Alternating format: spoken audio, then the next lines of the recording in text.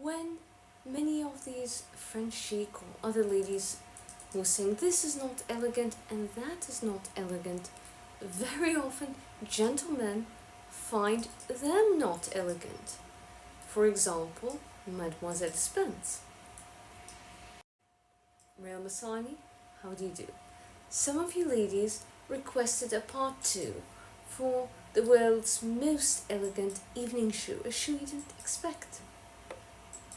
Many of you wanted more examples of the Swan Rule of Elegance, so you don't have to be intimidated by all these content creators who say this is elegant, that is not elegant, that and that and that, then there's nothing to wear. I'll repeat the Swan Rule for those who didn't see my previous video. And the Swan Rule of Elegance is when you're wearing something that enhances you. People should not be thinking of the mechanics of it, or it's no longer elegant. We see swans as elegant as they seem to glide effortlessly, and we don't see their paddling. However, we don't find motorboats elegant because we see the engine going right? That's not elegant. The swan does the same thing, but the swan does it under the water where we don't see it, and therefore we see the swan as effortless and natural as it glides, when it's not. It's hustling very hard, but we just don't see it. And this should be the same for your presence, your wardrobe, your nails, etc., and your elegance. The first example of the Swan Rule of Elegance, other than shoes, would be nails. Some Elegantosaurus rex, dinosaur fossil influencers, will say any long nail is not elegant. Don't believe them. Gentlemen don't mind and actually like nails that are longer than a heterosexual gentleman's nails. But still, the Swan Rule applies, such as my nails. So, if your nails are so long that they wonder, how would you open, a can of Perrier? Then, if they're wondering, how do you open a can of soda water? It stops being elegant. As the autumn season is upon us, we can see example number 3 of the Swan Rule, dressing weather appropriately. I was wearing my favorite summer sandals outside, but with my cashmere dress, right? And not thinking. And my husband said that looks so odd. And I realized, and then I, put on my heels. Cashmere dresses, such as this one, and summer shoes don't go together. Either wear summer dress and summer shoes, or a cashmere dress and either fall or winter shoes. Next, a common one for the winter is many ladies like to wear very high, thin heels in the snow instead of winter boots.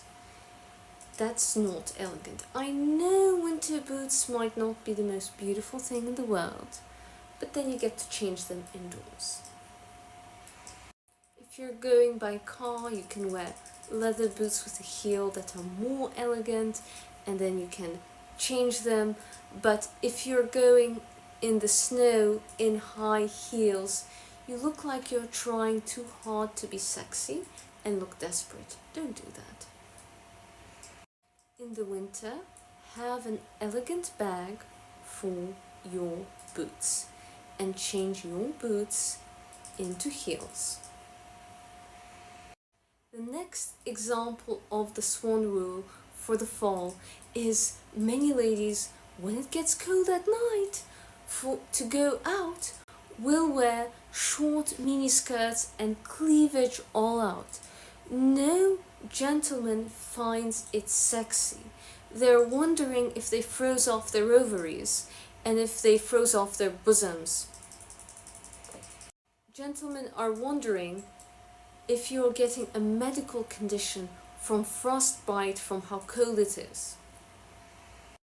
Show your cleavage or your legs indoors.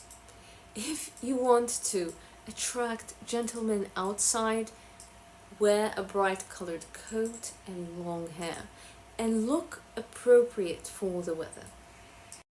I do agree with Anna Bey that in no world miniskirts are elegant, and goes back to the Swan Rule. Gentlemen view you differently by the kitty cat, the Trump maneuver.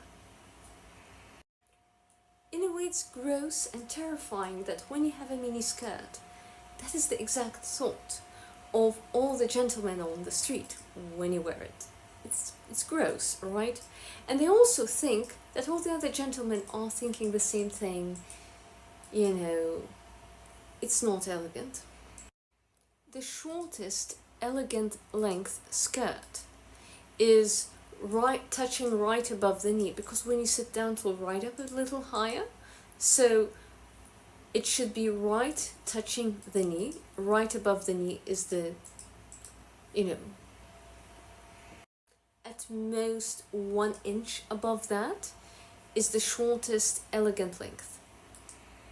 So what skirt is elegant? Well, it's the skirt where the gentleman is not thinking of putting his hand up there and doing the Trump maneuver. My issue with Mademoiselle Spence is in one of her videos she says it's not elegant to wear a down puffer coat, it's not elegant to wear fur, and you must wear this skinny wool coat that will freeze you. I am sorry, but she's Mademoiselle and not Madame for a reason. When gentlemen wonder why are you so cold, they're not going to think you're sexy. They're not going to think you're elegant or marriage material. They're going to think you must be Pikmisha, a doormat who is wearing next to nothing because you're so desperate for any male attention, right? And they have 15 times more testosterone, so they have an over-sexualized view. What that means is when they see a lady with a mini skirt, they think how to put their hand up the skirt and pull down the panties, right? Grab her by the kitty cat, the Trump maneuver. In a way, it's gross and terrifying that when you have a mini skirt, that is the exact thought of all the gentlemen on the street when you wear it. It's gross, right? And they also think that all the other gentlemen are thinking the same thing. It's not elegant. The shortest elegant length skirt is touching right above the knee, because when you sit down it will right up a little higher, so it should be right touching the knee. Right above the knee is the, at most 1 inch above that is the shortest elegant length. So what skirt is elegant? Well, it's the skirt where the gentleman is not thinking of putting his hand up there and doing the Trump maneuver. My issue with Mademoiselle Spence is in one of her videos she says it's not elegant to wear a down puffer coat, it's not elegant to wear fur, and you must wear this skinny wool coat that will freeze you. I am sorry, but she's Mademoiselle and not Madame for a reason. When gentlemen wonder why are you so cold, they're not going to think you're sexy. They're not going to think you're elegant or marriage material. They're going to think you must be Pikmisha, a doormat who is wearing next to nothing because you're so desperate for any male attention. You must be easy to get laid, and he will just try risky strategies, ask what you bring to the table, start nagging you, and it won't be pleasant. If you're dressed so desperate to attract gentlemen to the point it's obvious you're being inconvenienced, and people are starting to wonder, how are you feeling so inconvenienced in your desperation to get male attention, that is where elegance stops and vulgarity begins. Mademoiselle Spence says you shouldn't look like a Michelin man. Well, you know what? In Canada, gentlemen respect ladies who dress either like a Michelin man or better in fur. And she looks down on Russian ladies, said you shouldn't wear fur, so you're not going to be vulgar like a Russian trophy wife. Lady. In France, even the ugliest Russian women who cannot get anyone in Russia or in Eastern Europe, the high value men are chasing them, marrying them, and not local women like you. There is a TikTok creator, I would love to find her, but she's from an Eastern European country, and she says she's a 4, well, I think she's a 3, but you know, for Eastern Europe, but from Moscow definitely a 3, because she's overweight, and in Moscow the standards are, you know, you have to be model, right? And also her hair, so it's cut like this. It looks like she has a bow and cuts it at home, so automatically you're wondering if she cuts it at home. Already not elegant. It's okay to cut your own hair if it's not obvious and if people don't wonder if you cut your own hair. She's also low maintenance in how she dresses, etc., etc. She wears just a tiny bit of makeup, just barely feminine, and in France she has lines of high value French gentlemen chasing her. Compared to moralizing, angry, masculine, aggressive, feminist vegans, this Russian lady is feminine. She has long hair. Eastern European lady. You know, she's not size 0, but she's only slightly plump and she has beautiful curves. If I could fix her up and make her dress appropriately, hair, makeup, make her over, she would be the blonde Selma Hayek. French gentlemen have a fetish for buying Eastern European women fur coats because they feel validated in their masculinity by Slavic women. You know, they're not looked down on by Slavic women for eating a steak at a restaurant, unlike some vegan French ladies, sorry to say. Back to the next Swan Rule violation examples. Naomi Campbell is the latest violator. So when you have hair or braids that are below your bum, it's no longer elegant. And why? Gentlemen start wondering, how do you go to the loo? How do you go to the bathroom? If people are wondering how you go to the bathroom in your long hair, it stops being elegant. If people wonder how you open a soda can in your very long nails, it stops being elegant. The next inelegant thing that violates the Swan Rule is Texan helmet hair. So many Texan ladies in pageants, it looks good on stage, but off stage, in person, it's awful. So what they'll do is they'll make their hair big, and once they finish teasing and making it big, they use the most maximum strength hairspray possible. It looks unnatural. So in person, gentlemen wonder, you know, if they stick their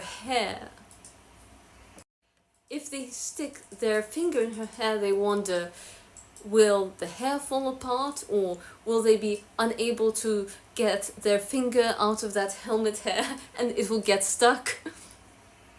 If your date thinks of the mechanics of your beauty aid, it stops being elegant. The next violation of the Swan Rule on a date is a bright red lipstick, but unlike this one, the moist kind that sticks on your glass. So as you're drinking, it sticks right on the glass and it's really messy. He's wondering, you know, if I kiss you, will this go all over my face? It stops being elegant. So I use a Maybelline 24-hour lipstick, and then I use a lip pencil from Armani so that it's warm and suits me. Sometimes I put a Chanel longwear lipstick on top to get a different color. Again, that suits me. So I mix high-end for the color, and for my base I use Maybelline so that it stays on me and doesn't go on my glass and doesn't go on my husband.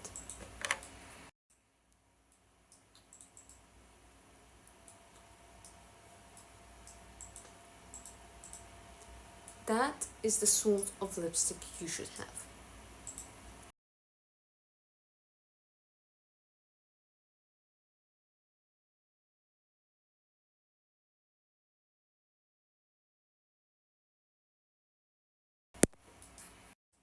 Remember our friends?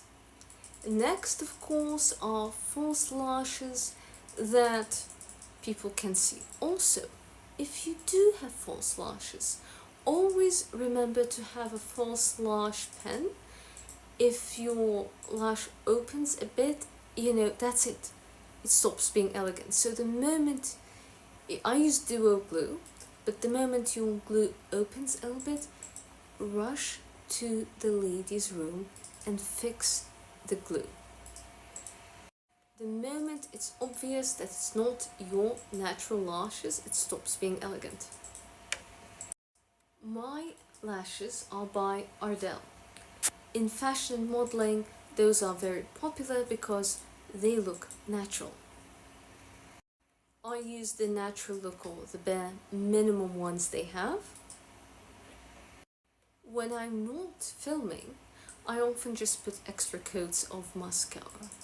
However, when you film with lighting, you do need a false lash because you have so much lighting that it reinforces your natural ones, and it looks like what if you remove all this lighting in natural light, what simply a few coats of mascara would look like. The next violation of the Swan Rule is overcooked blonde hair. That means that your hair looks fried and doesn't look natural. It looks like you dyed it. And gentlemen think, wow, if I touch her hair, will it fall apart? Or they're wondering, wow, maybe that's too much work. Maybe it looked better when you weren't murdering it with bleach. If you're bleaching your hair, it's so important, if you're dyeing your hair lighter, that it does not look cooked. Healthy hair is elegant hair. So if your hair looks like it's sick and dying from being over-processed in your attempt to make it look pretty, it does not look pretty, it looks garish. Next is nails that look like dinosaur claws or daggers, as in the shape, right? If the shape is very much a V shape and the gentleman is wondering, will he get stabbed? Can he get hurt by those nails? Are those nails miniature knives? If he's wondering those things, those nails are not elegant.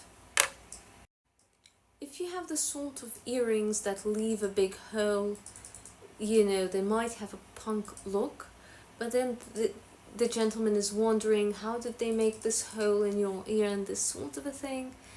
That is not feminine and elegant, because he's wondering, how did you get this hole in your ear?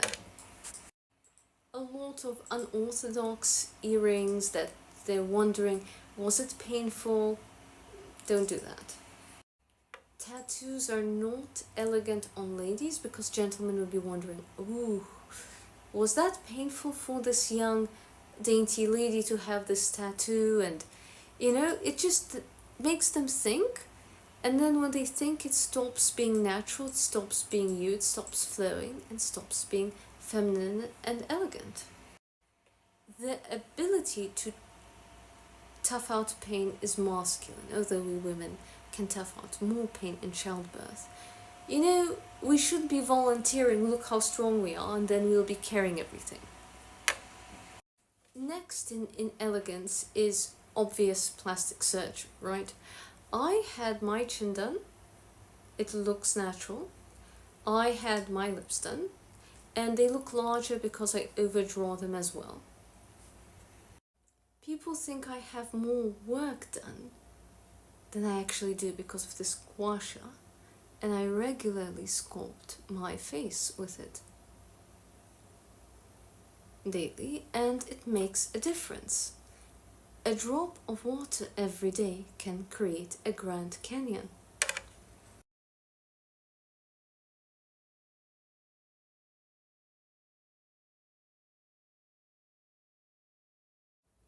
Final violation of Swan Rule are dresses with trains are usually inelegant unless the train has a ring that you can have on your finger and you can hold it like this.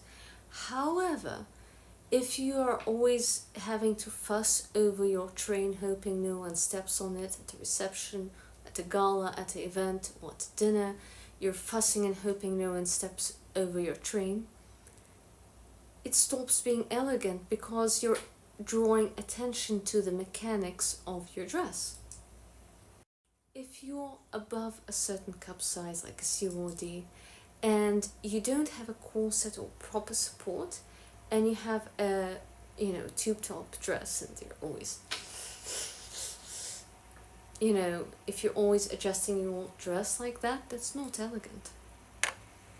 I had this scarf that was a bit short, and I always had to adjust it, and and I had it over my head, and my husband said, you know what, that scarf does not work so well over your head. You're adjusting it every 2 seconds. It looks so uncomfortable. I feel sorry for you. Scarf. So maybe use it as a neck scarf. My husband is very helpful and honest. I always ask for his opinion because other people are also thinking the same thing, and even sometimes snickering and laughing, right? And I would rather have the best impression rather than have the impression of that poor secretary where the minister was saying, oh my goodness, she seems so uncomfortable. When you look uncomfortable, you stop looking sexy.